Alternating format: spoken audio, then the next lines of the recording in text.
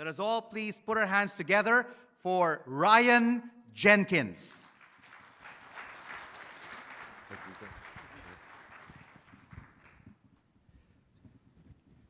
Good morning. Good morning. All right, I want to start off. I want you to think about the first time you used Uber. Remember the first time you used Uber. Now, if you've never used Uber or Lyft or any other ride-sharing service, I want you to imagine yourself in this scenario. You were getting ready to go to the airport, so you thought, you know what, I've heard a lot about Uber. I'm going to use it today for the first time. So you pull out your mobile device, you download Uber onto your mobile device, you create your account profile, you put in your credit card information, you're all set. You put in the destination inside of the application, and magically, you're assigned a vehicle. And the make and model appear on your mobile device. You can see the profile picture of the person coming to get you, and all in the back of your head, you're thinking, this is a great experience. And in real time, you can see the vehicle coming to pick you up. It says it's going to pick you up in 5 minutes. So you're thinking, great. You toggle over, check some email, look at stocks, your social feed, and then you get a notification saying the vehicle is outside, ready for you. You step outside, sure enough, there it is. It matches the vehicle that's on the application. You get inside the vehicle, you head towards your destination, and that's when things get a little interesting. Perhaps that's when things got a little weird for you. This is your first Uber experience. Remember this? You were approaching your destination. In the back of your head, you're thinking, what happens next? How do I conclude this ride? Do I need to swipe a credit card? Well, there's no credit card machine inside the vehicle. You're thinking, do I need to pull out the application and execute something to complete the trip? Well, that doesn't work. Part of you is feeling like, is this free? Do I just get out and go? This is great. If you're a millennial like me, in the back of your head, you're thinking, oh no. Is the driver requiring a tip? Because me and all my other millennial colleagues and friends, we left our cash in the 90s. So they're not getting a tip. So all this is rolling through your head, and so you're thinking, oh my gosh, you're fumbling around. And again, this is your first Uber experience. Hopefully you had an experienced driver that looked back, and as you began sweating, wondering what happens next, they very calmly and very gently looked at you and just said, get out. And you think, oh my gosh, is that it? You open the door, you close the door, the car drives off, and that's when it hits you. That feeling washes over you. Remember that? That was that feeling of, did I leave my luggage in the trunk? You're like, no. You're a very sharp individual. You grab your luggage, you're standing there, and this feeling hits you. You all remember this feeling. It was a feeling of, that was effortless. That was a seamless experience brought to you by technology and the connected world that we live in. And whether you know it or not, no matter your generation, no matter where you are on this planet, that experience that a large majority of us have had, that now becomes an expectation. That effortless and seamless experience becomes an expectation that will ripple into every other aspect of your life, your work lives and your personal lives. But what's interesting is for the emerging generation, that expectation ripple effect is happening exponentially faster and sooner than we've ever seen. And so it's creating an emerging generation. It's creating a new generation that has different behaviors, they have different expectations, and they have different values, which is causing all kind of friction inside the workplace and across every industry on the planet. And so today, I'm going to alleviate some of that friction by getting a firm understanding of some of these who is this emerging generation, some of the trends that are happening, and I'm going to give you some actionable strategies to apply to overcome some of this friction. So let's get started. Here's the big idea I want to share with you today, and that big idea is this. The next generation provides data points into what's next.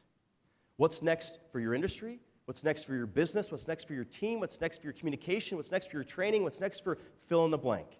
Now more than ever, if we understand the emerging generation, we can pivot our skill sets, we can pivot our marketing, we can pivot our industry, we can pivot our organizations so that we can thrive in the 21st century. The next generation provides data points into what's next. That's why it's important that we focus on the next generation. So here's where we're going to head today. I'm going to talk a little bit about generations, who they are, specifically the millennials. And then the second part, the second half of this presentation, I'm going to give you 5 actionable strategies. Where does the rubber hit the road on this?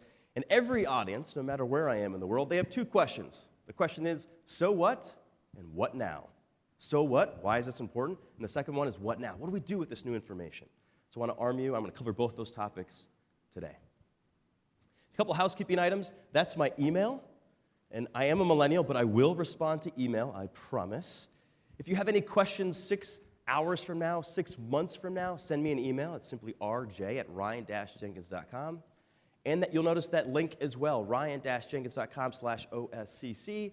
At that link, you'll find all of today's slides. So don't feel like you have to take pictures of these slides or capture all this information. You can have it, and it's available at that link as long as the internet is turned on. And we put a ton of other resources at that link, too, as far as how to lead, engage, and sell across generations. So it's just a value add for the folks in this room, because I only have a finite amount of time with you, but I want to add as much value as I can. All right, so here's a snapshot of the generations. The middle column, it's done by age. And on the right side, that's the global adult population. So you can get an understanding of how these generations stack up. So it's clear that the millennial generation is the largest generation on planet Earth. That's why they're so highly scrutinized. That's why you probably haven't, everyone in this room has probably read an article, seen a talk about it at a conference, or seen a video about this generation. Now, it's important to note, when we talk about generations, is this: generations are clues, they're not absolutes. Generations are clues, they're not absolutes. They're clues on how you lead, communicate, train, sell. So the better understanding we have of the generations, we can, again, alleviate some of that friction. But please keep in mind that generations are clues, not absolutes. So let's talk a little bit about some of the rising generational tensions. You and I feel this, right? We feel the tension working, leading, communicating across generations. So let me explain why some of that's happening. The global average life expectancy of humans in 1900 was 31 years old. That's the average between both sexes, by the way. Fast forward to the year 2017, the global average life expectancy of humans, 72 years old. So that's a 41-year increase. Pretty extraordinary, right? How far we've come in over a century. And now, in fact, to blow your mind even more, they now say that the first person to celebrate their 150th birthday has already been born. So imagine, if you can, what it would look like and or feel like to have a midlife crisis at the age of 75 years old. Yeah, that's what I'm saying. I'm feeling it now. The people in 1900, they can't even fathom what a 150-year-old would be or look like or feel like, right? But because of advances in technology, because of advances in medicine, we are all living longer. So yes, many of you are working across 4 different generations right now. But in the very near future, you're going to be working across 5, 6, 7 different generations in the very near future. So the tensions that you and I experience leading, training, communicating across generations will only intensify moving forward. Because again, the more that we're living longer, thus we're going to be working longer. So it's important that we have a firm understanding of who these generations are and that we're equipped with strategies to navigate these generational tensions. So again, why generations matter? Some of you might be thinking, does it really matter to me? Does it impact me? And yes, it does. In fact, 52% of workers say they're least likely to get along with someone from a different generation. So generations trumps age, race, ethnicity, background, geography, any other diversity metric you can think of. Generations is the top on the list on causing the most friction between workers in the workplace. And all of this leads to miscommunications. It leads to poor leadership. It leads to training miscues. And it leads to a lot of other misfires that we're not even conscious of. So again, it's really important that we understand the generations so that we can overcome this friction. So here's a snapshot of the 2017 workplace.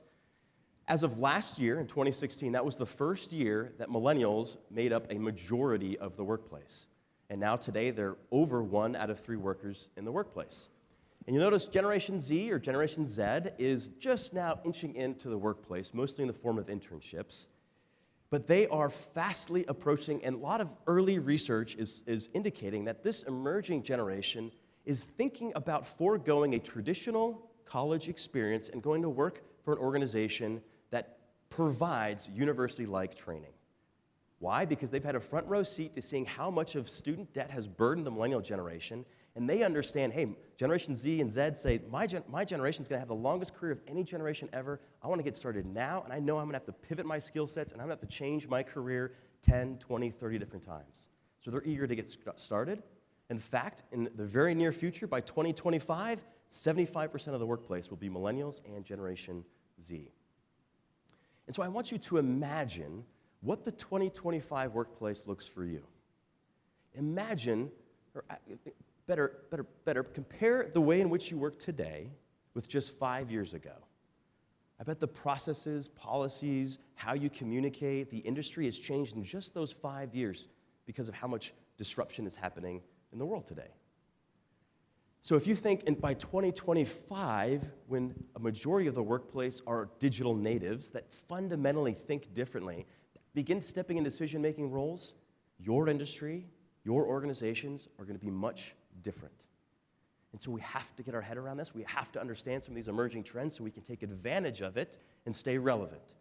But again, 75% of the emerging, of the 2025 workplace will be of the emerging generations. So let's talk a little bit about millennials. Who are they? Well, they're 20 to 36 years old, as we said. They're the largest generation, as we said as well. They're digitally dependent. A lot of people tell me, Ryan, this generation, they're really tech savvy, aren't they? I'm like, yes, but that's not the best descriptor. The best descriptor is they're digitally dependent. This new generation cannot remember a world where a smart device has been outside of arm's reach. That's fundamentally reshaped how they socialize, how they network, how they show up at work, how they consume information, how they fill in the blank. It's changed everything for that emerging generation. They're also the most educated generation. You actually heard it mentioned in the World Economic Forum video that they are going to be very smart. Yes, a lot of them will have you believe that they're the most smartest generation, which they're not, right? I mean, we're all very educated. But this generation, actually, they had the most degrees in hands. For the first time ever, millennials are the most educated generation history's ever seen. And so if I'm talking to a group of a lot of millennials, my message to them is always, how are you standing above this very crowded talent pool? 71% of millennials are disengaged at work, which is the most of any generation. So we're really attacking that head on today, where I'm going to give you some strategies to erode that and to really engage this next generation so that you can attract, retain, and you can deliver and really engage them in training and different learning environments as well. 1.4 trillion annually is the estimated spending power of U.S. millennials by 2020, so that's U.S. alone. So all of my clients all around the world represent all kinds of different industries because they're all going after this one topic. They're trying to understand how, when, and why does this emerging generation buy, because they have a growing bank account. And they're just now stepping into their prime spending years, but they're also just stepping into their prime working years, which is, again, a major reason why this generation is so highly scrutinized. 66% of millennials expect to leave their organization by 2020. So again, the strategies I'm going to give you today are going to help you retain this generation. And the better we understand who they are and the external factors impacting who they've become will help us retain this generation as well. And lastly, 70% of millennials might reject traditional business to work independently. You would agree with this. It's never been easier to be an entrepreneur. You can have an idea, stroll down to a Starbucks, hop on the Wi-Fi, start a business, have business cards in the mail the next day, and you can jump on Facebook with a couple $100 and market your new business to hundreds of thousands of people for just a couple $100. It's never been easier to be an entrepreneur. The barriers have never been lower to be an entrepreneur. So why does that matter to you? If you're trying to retain this next generation, you're not only competing with your competitors in other industries to retain and to attract this talent, but you're actually competing with millennials' own desire, resources, and ability to be entrepreneurs. So there's a whole other dynamic that we have to be aware of, and that whole other dynamic is keeping all of us accountable to provide better experiences, to be better employers, to attract this next generation talent. So this is the first global generation. Millennials and Generation Z and Z are the first global generation. They have more in common with their global peers than any other generation before them. In fact, 58% of adults worldwide, ages 35 and above, agree that kids today have more in common with their global peers than they do with adults in their own country. So stated in another way, an 18-year-old here in KL, Malaysia, might have more in common with an 18-year-old in Atlanta, Georgia, USA, than they do with someone that just lives down the street from them in their own country. And why is that the case? Because we're all connected now. And this generation had no problem jumping on an Xbox and putting in an earpiece and gaming in real time with someone halfway around the world and cultivating a relationship, learning about their culture. And so they're pulling that into the workplace as well, and they're looking for more global, diverse teams. And so the reason I insert this in is some of the examples I'm going to give you today are US-based, but just know that a lot of the strategies and the techniques and behaviors that I'm going to be sharing with you are really going to be able to apply across borders, because for the first time, millennials and the emerging generation, Generation Z, are truly very similar to their global peers, and will be able to extend across borders. So why is today so different? Some of you might still be thinking, well, this is interesting, Ryan. You know, I'm interested. You've piqued my interest, but is today really different? And why is today different? Isn't every young generation just the young generation, and they're all lazy and entitled and what have you? Today is different, and I'll tell you why. Bottom line, millennials are a critical mass of change agents. So what is a critical mass? Critical mass, when you have a scale that's balanced, and you finally have enough of something that tips that scale, that's critical mass. Because millennials are the largest generation on the planet, they tip scales. Wherever they show up, they tip scales. But that does not make them unique. Because baby boomers, your generation was a very large generation. All the baby boomers in the room, wherever you went, you tip scales. So that doesn't make millennials unique. What makes millennials unique is two things. And these two items are the greatest disruptors the world's ever seen. These two items are the greatest equalizer the world has ever seen. And it's impacted everyone in this room. These two items that I'm speaking of are technology and the internet. It's changed the game for all of us. We all live, work, and play very differently because of these two items. Our industries are shifting because of these two items. So you have these two, the greatest disruptors the world has ever seen, and you place those two items on the shoulders of the largest generation on the planet, and that, my friends, is the recipe for massive disruption. That's the recipe that's caused or created exponential times. Things are moving and shifting at exponential rates. So I want to unpack this idea of exponential times with you right now. I'm going to do so with a quick exercise. I want you to name an invention of the past, and we can go back as far as fire if you want to, okay?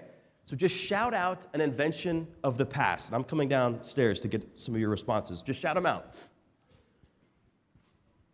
Telephone? The wheel? Yes, patent number 2 right after fire, of course. What else? Steam engine. BC. The zipper, of course. The zipper. That's all top of mind for all of us, right? What else? Post-it. Yes, the greatest invention of all time, the Post-it note. Television. Give me a few more. Walkman. Radio. Airplane. And give me one more. Electricity. Did we get them all? Did we get all the inventions of the past? No, not really close. Right, but here's what's interesting. Here's what's really interesting. And for those that weren't playing, you could have said anything. And John shared showed us some great clips of some of the inventions that have happened throughout the Industrial Revolutions. So you could have taken a cue from that and said some of those. But if you didn't say one, you could have said anything in this room. You could have said jacket, shoes, belt, clothes, speakers, TV. All this stuff at one point was an invention. It's pretty incredible how far we've come as a human race. But here's what's interesting. All of the responses that I heard from this group, all of your responses and inventions that you shouted out were physical inventions. Telephone, Post-it note, electricity. These are essentially physical inventions. Airplane, automobile, physical inventions. Because they were physical inventions, that limited the capacity in which they had to change our behaviors and to disrupt culture and to disrupt societies. Right? Take the automobile, for example. It took decade upon decade for that to be developed and then for it to ultimately change how we live, work, and play. It's taken a long time. But contrast those physical inventions with the inventions that are happening today, and the inventions that are happening today, a lot of them are happening in the cloud, in the digital world, in cyberspace. So things like software as a service, applications, Amazon, Netflix, these are essentially intangible inventions, and because they're intangible, they have exponential power to change you and I's behavior. They have exponential power to disrupt an industry in an instant. And let me give you a couple examples. I'm going to give you actually a whole list of examples, but one that's not on the list, which I find really interesting, is Netflix. Did you know that only 8% of US college students don't have access to Netflix? Only 8% of US college students don't have access to Netflix. Now, they're not all paying for it. We all know that, right? They use a mom and dad's or their roommate's username and password to get online and get some of their content. But only 8% don't. So that means 92% of arguably one of the most targeted demographic, at least in the United States, has access to Netflix. Netflix only started streaming in 2007, and now they have 92%, one of the most highly coveted market. That could only happen. That type of scale, that type of reach could have never happened in any other time in history than the exponential times that you and I live in. Let me give you a few more examples. Uber, which we talked about already, let's compare it to Ford Motor Company. So Ford is approximately worth $60 billion. Uber's approximate worth is $70 billion. Uber was founded in 1903, Ford was founded in 1903, while Uber was only founded in 2009.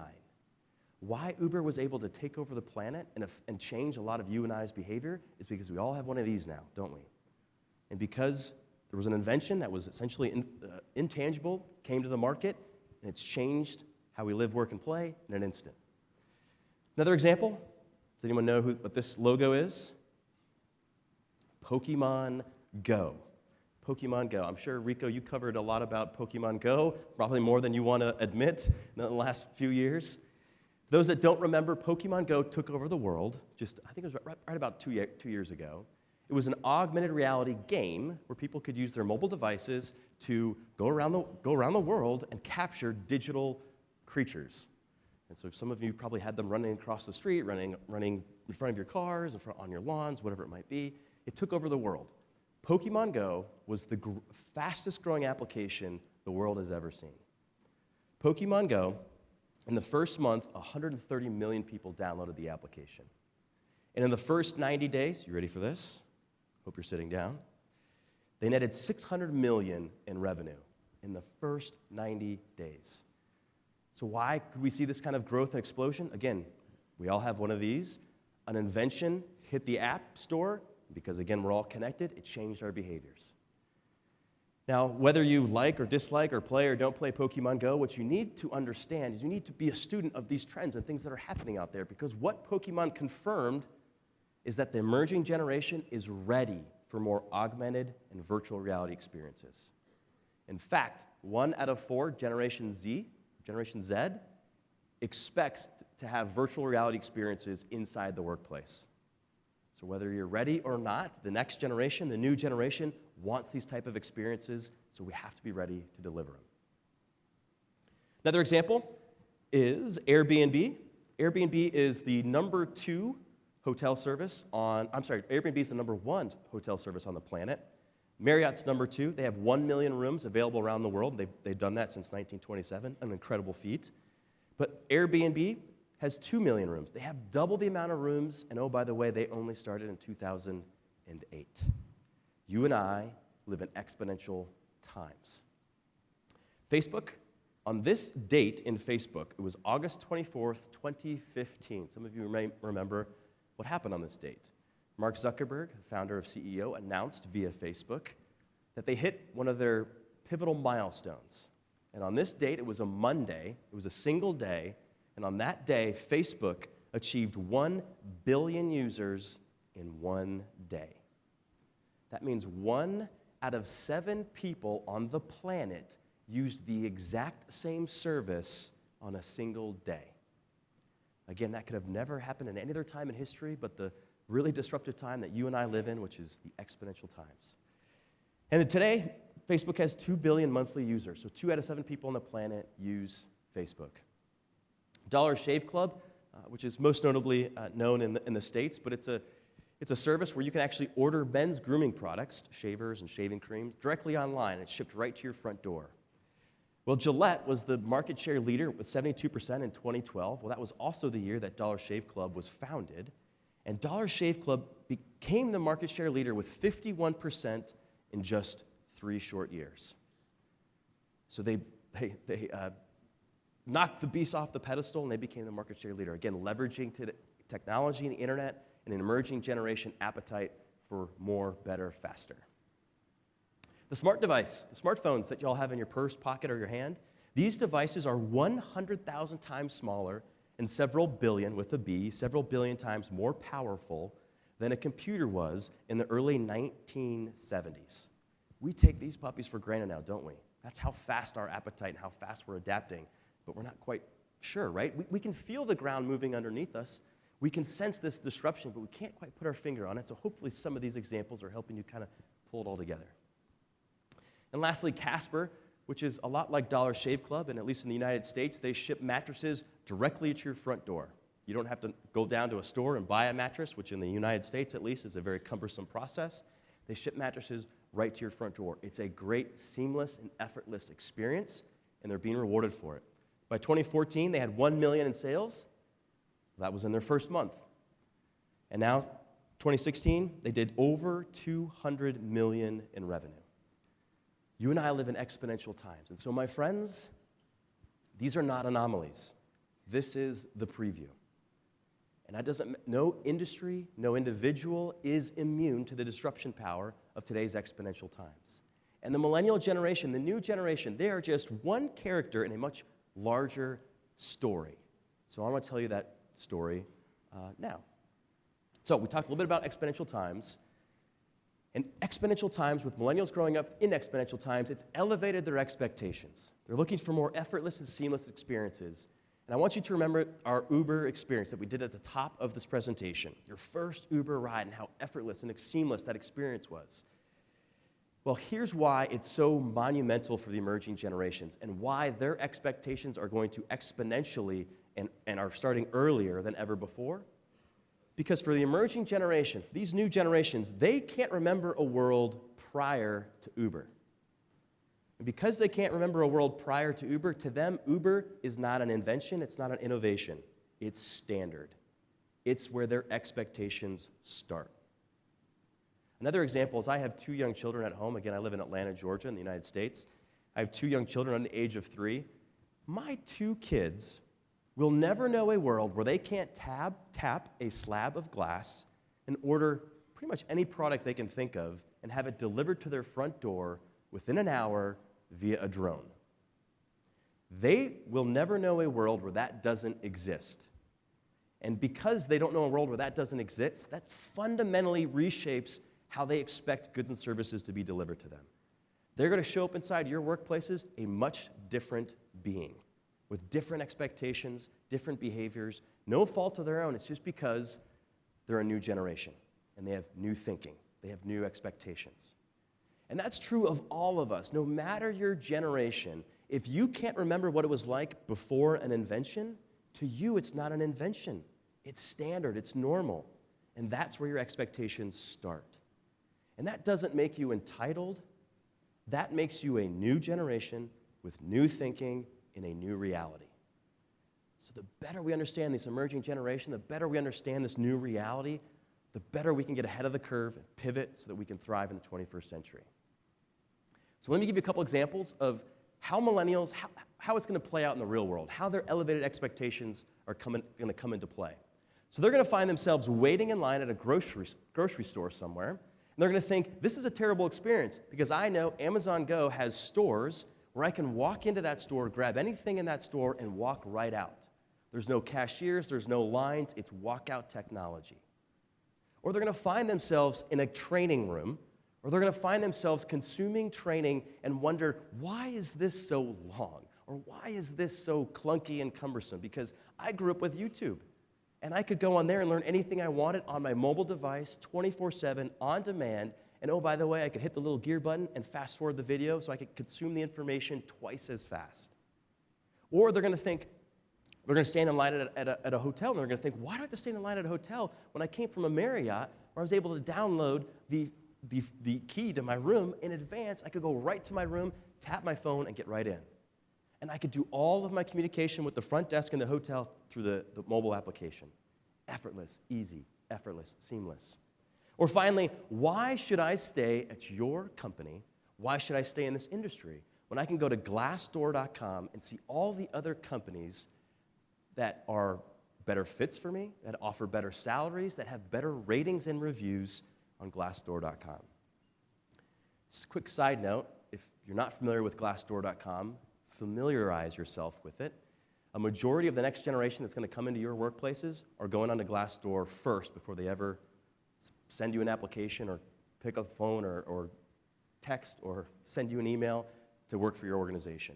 We're seeing now more organizations that are religiously monitoring and keeping up their employer brands through Glassdoor.com. It's a priority, and if you're not doing it, you're behind. So all these are good examples of how the next generation has elevated expectations. So yes, millennials are demanding a lot of change. They are. But the bigger picture here that we all have to understand is the exponential times that we all live in, that is forcing us to change. So that, my friends, is the bigger story. So now that we have a better understanding of the generations, who the millennials are, and really what's going on, the bigger picture here of all the external factors that are really causing us to think differently, now let's move in. I want to give you some actionable strategies on how to navigate through this effectively. So let's look at training and learning. That's the first category. Let's look at, these are the 4 major generations inside the workplace. And you can relate. Each generation has a different view as it relates to training or learning. They have a different view as it relates to leadership, communication, etc. So here's how each of these generations view training and learning. Their summary: builders, one-to-one; boomers, one-to-many; Gen X, many-to-one; millennials, individualized and communal. Their view of training and learning: builders, on the job; boomers, classroom; Gen X, e-learning; millennials, mobile, micro, on demand. Different appetite. And their attitude for training and learning: builders, it's refined niche expertise; boomers, formal and top-down approach; Gen X, way to get ahead; and millennials, it's constant and continuous. Millennials and Generation Z, they know they're going to have longer careers than any other generation before them, so they have to be committed to lifelong learning. So let me give you a couple statistics on how the next generation prefers to be trained, or how they prefer to to learn. 75% of the emerging generation would be interested in a situation in which they could have multiple roles within one place of employment. That's a growing trend. So you're going to see more of this emerging generation that wants to try different things inside the organization, so that makes a lot of ample opportunities to deliver better training, more immersive training, more expansive training. 1 out of 10 of the emerging generation claim they would rather read the full iTunes terms and conditions than attend formal workplace training. I think we've all been there, right? We see those terms and conditions online, whether it be iTunes or any other product or service. We're not reading that, right? We scroll for days. No one's reading that. But here, this emerging generation would rather do that than go into formal workplace training. That's how broken it's gotten. And finally, 73% of the emerging generation would like to be taught one-on-one. As more and more of the world comes online, things are shrinking. We're wanting more individualized attention. We're wanting to find things that are directly related to us. So here's my strategy as it relates to training and learning, and that is to train adaptively. The information age has individualized training. I think the World Economic Forum video couldn't have said it any better. We have to rethink how we create, deliver, and track training. So achieve agility in order to respond to the individual learner. Let's look at leadership. Each generation has a different view as it relates to leadership. So builders, their summary: they want to endure it. Boomers want to respect. Gen X ignore it. And millennials want to choose it. So think about it. Millennials grew up in an age where they had access to the internet, where they could customize pretty much anything they can think of. So they're pulling that same expectation inside the workplace, and they're looking to customize their workspace, their career paths, their job titles, and fill in the blank. Their view of leadership: builders want to honor it, boomers respect, Gen X autonomy, millennials equals. And lastly, their attitude towards leadership: builders, no news is good news, feedback, boomers want feedback once per year, Gen X want routine check-ins, and millennials want constant feedback. They want feedback at a rate we've never seen before. So there's really important tidbits to unpack as it relates to constant feedback. And of course, feedback comes from oftentimes leaders. So I want to show you a quick clip on how millennials, how their view of feedback has changed. And this clip will give us a little insights on how they've got such a growing appetite for feedback. Take a look. Charlie, the demand on this network, it is increasing by the second. It's crazy, huh? And people are relying on it more than ever. We cover more than 99% of all Americans. No, I can't imagine living without it. It's a place where people can come share knowledge and ideas. It's beautiful. That's deep, Charlie. My selfie just hit 100 likes. 100! AT&T is building you a better network. The millennial generation, they grew up in a feedback-rich environment where they could post something online and get feedback in the forms of likes, comments, retweets, fill in the blank. So it's no surprise, it shouldn't be any surprise to us, that they come inside the workplace and they're wanting 50% more feedback than previous generations. So what do we do with this? How do we appease? How do we deliver on this new appetite that we're seeing coming inside the workplace? Well, here's one strategy that will work, is consider self-reviews. So often the feedback I get from leaders out there that I speak to is Ryan, I don't have enough time, nor is my organization or team structured in a way where we can deliver on this feedback. And so if that's you, this is a great strategy. Consider self-reviews. Punt to the millennial and have them review their own performance first before bringing it into perhaps a more formal review. So if you decide to do self-reviews, 3 things are going to happen. Number 1, millennials are more critical of their performance if they're reviewing it themselves than a manager would be. Number 2, ownership is taken.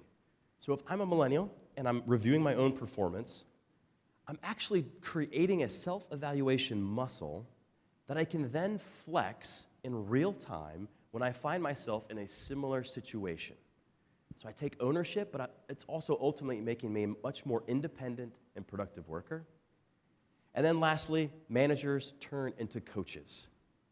So if you have a millennial that's bringing in their review that they've already done on themselves, bringing it into a formal review process, the leader, the manager at that point, is no longer positioned as a nitpicking manager or parent-like figure, but they're actually able to encourage where the millennial identified some weaknesses, and they're actually able to encourage and affirm where they spotted some strengths.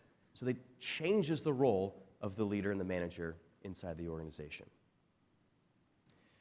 So I want to give you some examples. So some of these categories, I want to give you real-life examples of how organizations are harnessing some of these trends to better attract, retain, and engage their millennial employees. And so again, a lot of these, I would say probably most, if not all, of these examples are going to be outside of your industry, which I think is crucial, because if I just told you what your competitors were doing and you copied that, then you'd just be a copycat. And hopefully I'm making a compelling case here that we can't be copycats in exponential times. We have to innovate faster than our competitors can copy. So here's a couple examples. Hodges Ward Elliott, which is a real estate firm, they actually have their millennials review their own performance before meeting with managers. They take this right to the bank. GE, General Electric, their managers give constant feedback through an app called Performance Development at GE. Last year, in 2016, General Electric announced that they ended their 30-year-long annual review process. So they had the same year-long process that they had in place for 30 years, and they ended it, and in its place, they created an application that could deliver more real-time feedback. And if you ask the head of HR at GE why they did this, they would tell you they've done it with the new generation in mind, knowing that they're looking for more constant real-time feedback. And similarly, AT&T teams have connected via the Loop app where employees create goals, receive feedback, and adjust performance, again, in real time. So they're leveraging technology, they're leveraging our connected world to streamline feedback to ultimately make more productive teams. So these are just 3 examples of how this is playing out as it relates, self-reviews is playing out inside of organizations. So here's a big idea. If you think about it, all right, we'll all think about it. The millennial generation and Generation Z, these are the first generations ever, that we've ever seen that do not consider parents or teachers as the authority. Right? Think about it. The first generation that doesn't consider parents or teachers as the authority. Rather, what do they consider to be the authority? The internet. Some of you have millennial children. I spoke to some of you before that have millennial children. You've probably experienced this. You're trying to give them a life lesson or telling them about something, and they're fact-checking you in real time on their mobile device under the table, right? It's a reality. So, of course, they're not looking to managers or teachers for the authority anymore. They're looking to the internet. They're looking at the aggregated, the world's information that's been curated to them in a blank search box. So because that's the case, they're not coming to managers for information anymore. They're not coming to managers they're not looking to managers really as an authoritative person. They're really looking to be coached. So coaching is the number one leadership style that resonates with millennials. And so it changes the dynamic. And so I want to encourage you to trade the sage on the stage for a guide on the side approach. We need to approach leading this generation, and there's tons of applications on the training side of things too, to be a guide on the side. They're going to be self-directed in a lot of their learnings, and you need to be that guide on the side that's helping them process their wins, their failures, their learning. So be a guide on the side because the dynamics have shifted, and there's been a shift in leadership and authority. All right, let's move to category number 3, which is communication. Each generation views communication very differently. Let's look at what they are. Builders, formal, respectful. Boomers, formal, direct. Gen X, informal, flexible. Millennials, informal and authentic. Their view of it, builders, phone and email. Boomers, email, text. Gen X, email, text, Facebook. And millennials, text, Instagram, GroupMe, Snapchat, Slack. Basically, anything that has nothing to do with face-to-face communication, right? And lastly, their attitude. Builders need background info and details. Boomers want to keep it professional. Gen X need options and 0 meetings. And millennials want brevity and real-time, quick responses, as we saw with the constant feedback as well. So there's been a clear communication shift. We all feel it, right? All of our communications has changed. Specifically in the United States, when the iPhone came out in 2007, it changed all of our behaviors, at least in the US. I'm willing to bet there's a lot of change across the world as well. But in 2007, when the first smartphone came to market, 2007 was the first year that Americans sent and received more text messages than we did phone calls. Changed our behaviors. So there's a clear communication shift. And for the first time ever, this is really interesting. I think some of you will find this fascinating. Oxford Dictionary does an official word of the year every year. And in 2015, their word of the year was not a word, but an emoji. The reason we're chuckling at this is because it seems ridiculous, right? The Oxford Dictionary says the word of the year isn't a word. The first time ever, it's an image. But it says something about our culture, right? I'm not going to embarrass anybody in here, but I'm willing to bet that if I ask people to raise their hand if they've ever sent an emoji, or that they've sent an emoji in the last week to a colleague, I bet 70% of the folks in this room would raise their hand. And a lot of us thought that would never be us, right? We thought, oh, those emojis are for the kids. We're never going to do that. But yet, here we are. A lot of us are communicating with emojis. But what it says about what our culture and about the human race is we're visual beings. If I said pink elephant, you're not thinking about the words P-I-N-K-E-L. You're not thinking about that. You're thinking, you have a visual in your brain about a pink elephant. We are visual beings. And now we're getting to the point in our connected world where video is much easier to use. And that's why we're starting to lean towards using images to communicate. So the bottom line here, strategy number 3 as it relates to communication is use visuals and video. If you're in your training material, in your marketing material, anything you can think of, if it touches the emerging generation, it has to be highly visual and it has to use video wherever possible. So if you're, again, trying to communicate, market, train, use visuals and video, but it's also a great way also to attract this emerging generation. Using visuals and video will help millennials visualize themselves at your organization.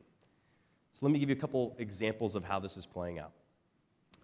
First, let me give you a little idea of the importance of this. The top 3 things the next generation want to know about an organization, there's 3 things. They want to know the culture and values, the perks and benefits, and the employee perspectives. Those are the top 3 things.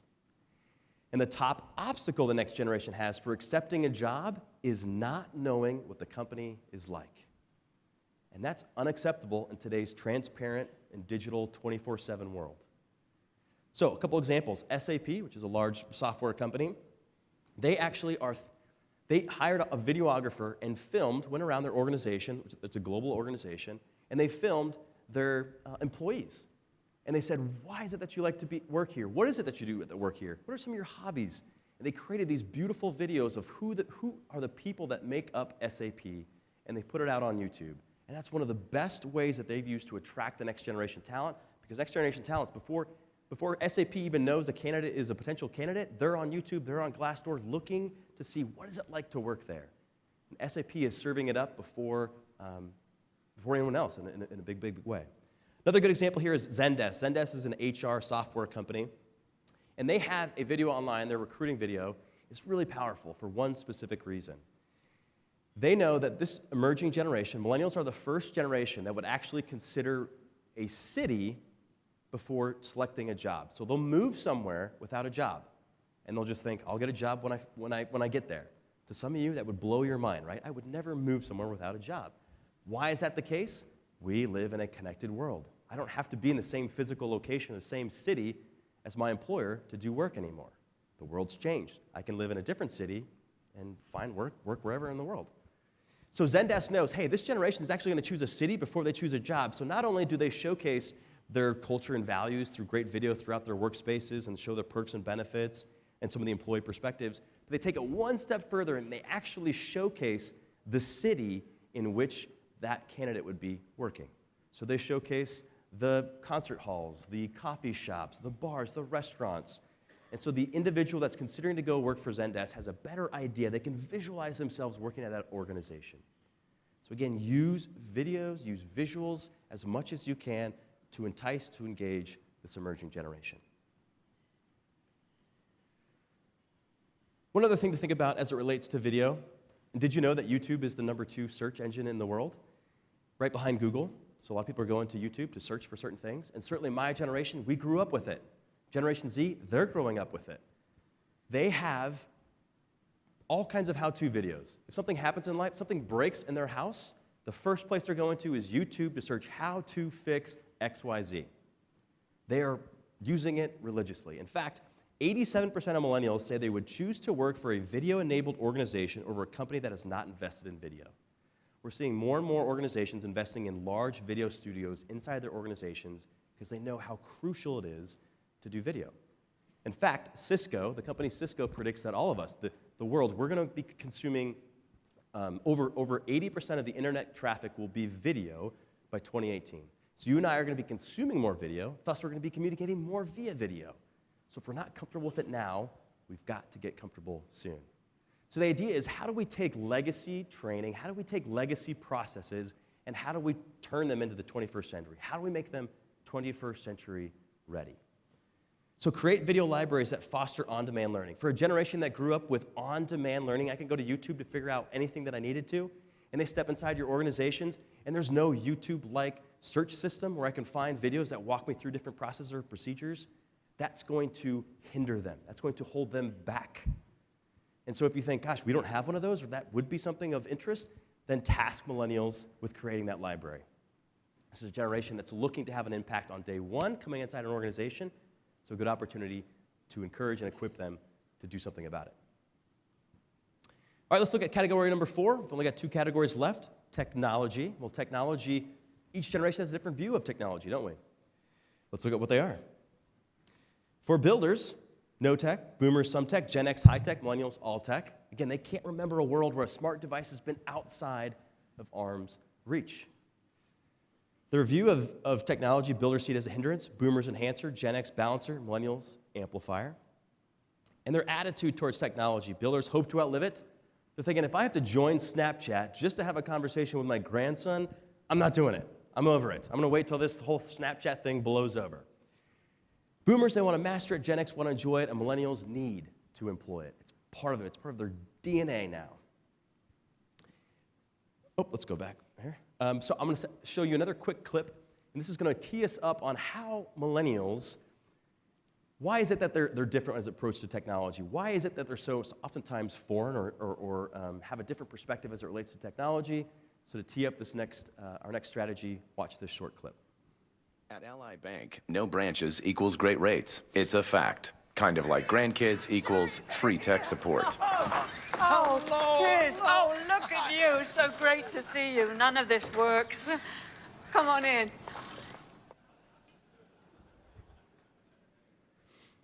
That poor granddaughter. She went in for a hug. Did you see it? She went for, hey, Grandma, and just got denied with technology. The reason we're all chuckling at that clip is because it's a very powerful reason. And I think a lot of us just blow right over it. All right, so here's why it's so important and impactful. The millennial generation is the first generation ever that's coming into the workplace that has skills and knowledge that previous generations don't have. That's the first time this has ever happened. And we're seeing it right here. They have been chief household technology officers, right? Inside their house, they're the chief technology officers. They were helping mom and dad figure out what Facebook was. They're helping grandma troubleshoot a laptop. They're helping, you name it, figure out what a smartphone is, how to use an app. And so it's very natural for them to be in these type of relationships. And for the first time ever, they're coming in the workplace with skills and knowledge that previous generations don't have. That's why there's so much friction surrounding this generation as well. It's causing a tremendous amount of friction. So what are we to do if you find yourself, gosh, there seems to be a divide across generations as it relates to technology? Here's something to consider.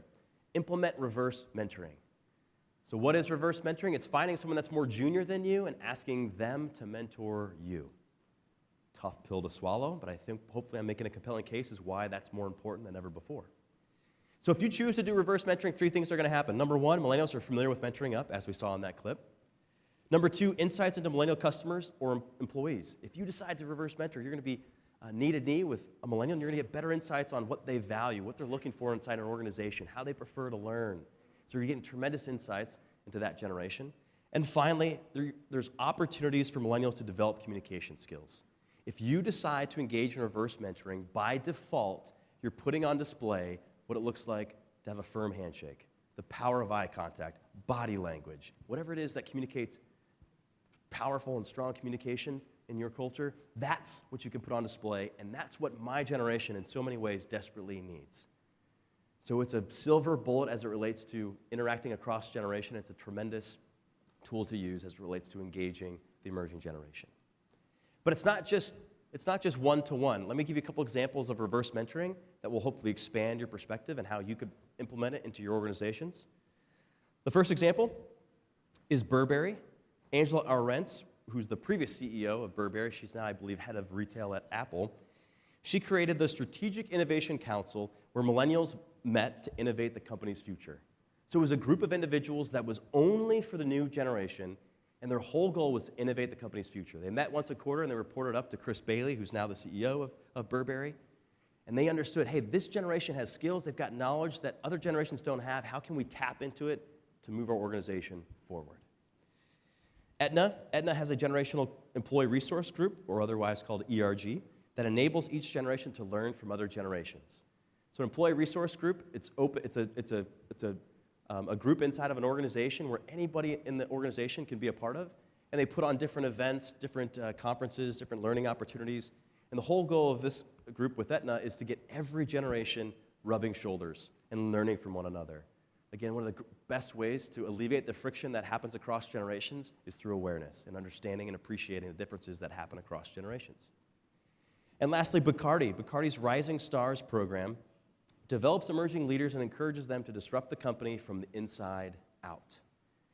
So it's a great program. They've identified some of the emerging millennial leaders inside their organization, and so they're giving all the training and mentoring they need. But the great aspect for this program is they're actually encouraging them to disrupt the company. If we were to hit the restart button and start all over in the 21st century with our business, what would it look like? And so they're charging them, they're encouraging them, equipping them to do that. So these are 3 great examples, different examples, of how you can leverage reverse mentoring, the concept, the idea of reverse mentoring inside your organizations. So our last category today, as we begin to wrap up, is work.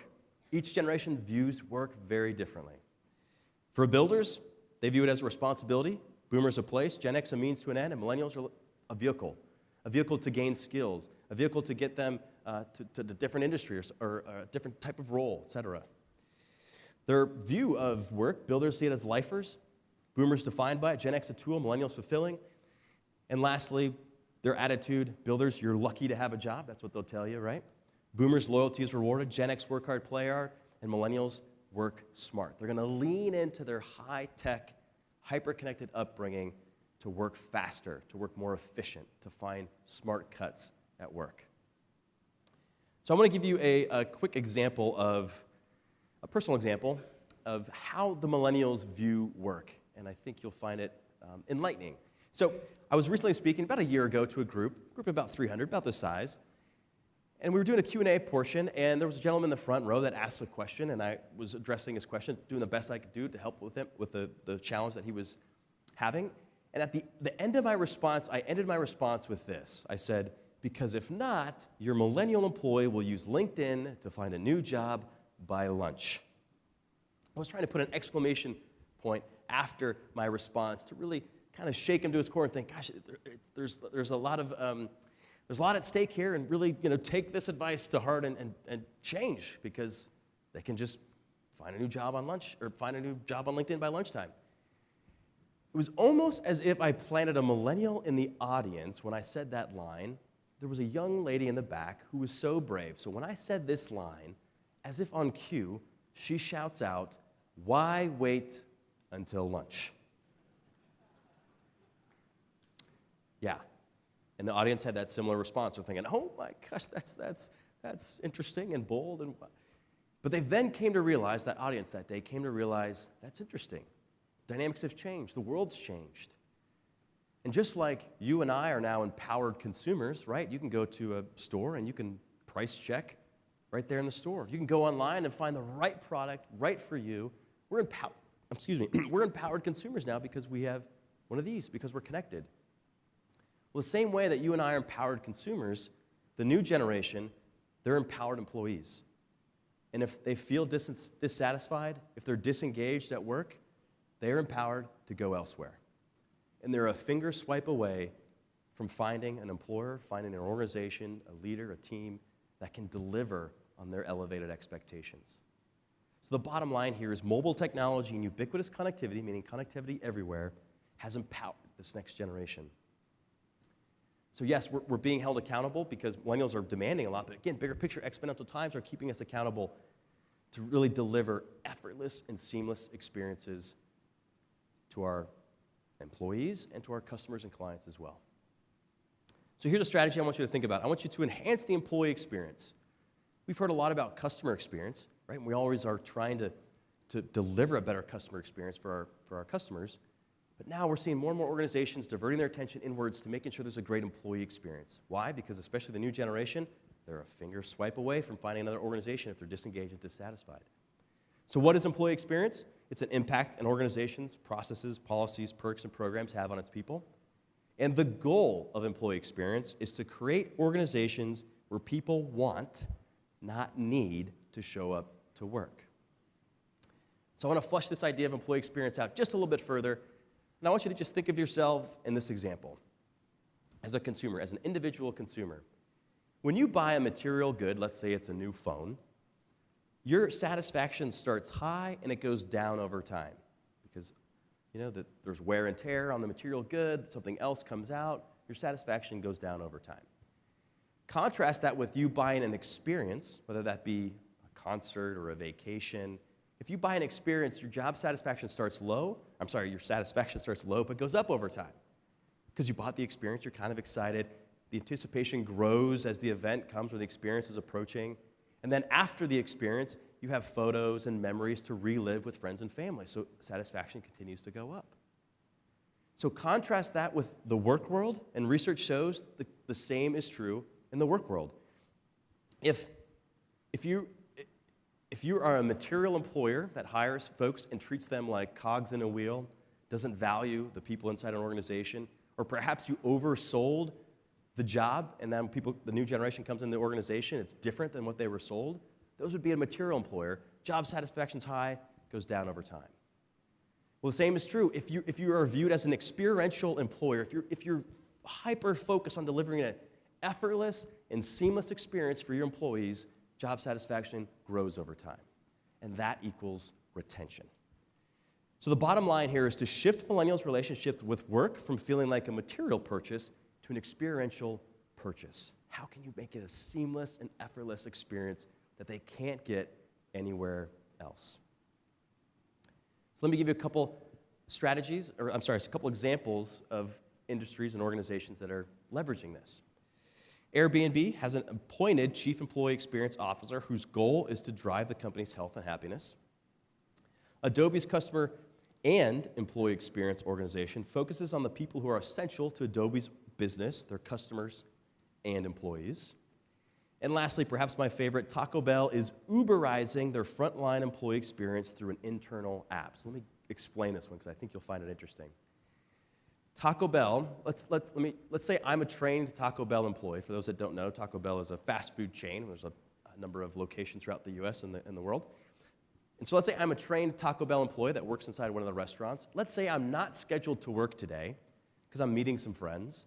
But let's say those friends cancel. Now I have some free time and I'd like to go to work. I can open up my internal Taco Bell app as an employee and I can see all of the stores that are in my area that might need some extra help that day. So it's kind of like opening up your Uber app and seeing all the cars in the area that are available for a ride. And so you select the store that you want to go work for. Then you go in and you work maybe 3 or 4 hours during a peak lunchtime hour. Once you're done, you check out and you leave the store. And you get paid a premium for doing that. Taco Bell is understanding this new generation has new thinking, and we need to deliver exceptional employee experiences. The new generation would crave that type of experience because it's in their control, great transparency, it's mobile first. But here's the great thing. Because they're delivering such a great employee experience, the indirect benefit, it's creating a great customer experience as well. Because we've all been to a restaurant where it's understaffed. It's not a good experience as a customer. So Taco Bell is tackling 2 of those experiences with this great new technology. So I know these are all outside of your organization, but I hope it gets the gears turning and again stretching you a little bit on what you can do inside of your organization. So we talked about generations, we talked about the strategies. We're going to wrap up now. Before I do, I have a closing clip and a closing thought for you. But before we do that, would love to stay connected. Again, there's my email. If you have any questions, I want to help as much as I can, so email me. Don't forget about that link where you can find all of today's slides as well as a ton of other resources completely free just for everyone in this room. And if you feel like we just scratched the surface here today, and I know I have a finite amount of time with you, but if you feel like, hey, some of these strategies were effective, we only covered 5, but if you feel like you want more, if you go to this link, you can grab our latest book, which is the Millennial Manual, and we have 47 strategies inside this book to help organizations, help leaders, help people like you to better engage, manage, and develop this emerging generation. We go into depth on how they want to consume training and how to deliver it. Again, so that link will take you right to Amazon. So if you feel like that would be a good resource or good supplement to this, by all means. So we covered a lot today. I challenged you, I stretched you, and hopefully this will serve as a good foundation to the rest of your time at the conference. And so I want to end with a clip, and then I'm going to show you this quick clip, and then I want to end with a thought that's really hopefully going to put a bow on this, and we can wrap up. And by the way, I'll be just off the stage for questions immediately following this, so please come see me if you have a question. So take a look at this closing clip. Proud of you, son. GE. Manufacturer. Well, that's why I dug this out for you. It's your grandpappy's hammer, and he would have wanted you to have it. It meant a lot to him. Yes, GE makes powerful machines, but I'll be writing the code that will allow those machines to share information with each other. I'll be changing the way the world... You can't pick it up, can you? Go ahead. You can't lift the hammer. It's okay, though. You're going to change the world. Just pick up the hammer. A "this is always how we've done it" mindset is a slippery slope to irrelevance. Irrelevance for your customers and clients, and now more than ever, irrelevance for your employees as well. So what we need to do instead is we need to prioritize why over the way. So you think about GE in that clip. If GE prioritized the way, then they would stay true to swinging a hammer. and all of their new hires, the new generation, would continue to swing a hammer, and GE would miss out on the exponentially greater output that can be had with this new generation coding machines. So my friends, we cannot ask, nor should we want the new generation to work like previous generations have worked. Instead, we need to encourage and equip them to find the new frontiers of work. Because after all, a new generation requires new thinking. Thank you. Appreciate it.